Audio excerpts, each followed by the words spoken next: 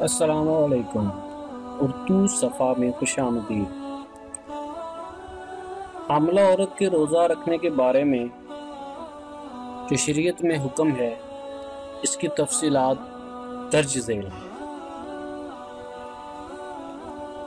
حاملہ عورت کے لیے رمضان کے روزے رکھنا کیسا ہے؟ اگر حاملہ عورت کو روزہ رکھنے کی وجہ سے کسی قسم کے نقصان، بیماری کا خدشہ ہو یا روزے کی وجہ سے حمل کو نقصان پہنچنے کا خوف ہو تو ایسی صورت میں حاملہ عورت پر روزہ فرض نہیں ہے، مگر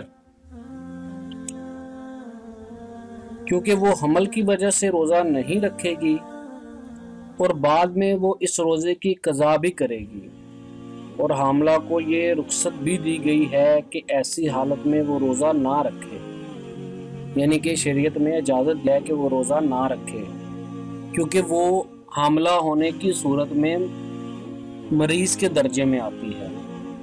جیسے مریض پر روزہ فرض نہیں ہے، اسی طرح حاملہ پر بھی روزہ فرض نہیں ہے۔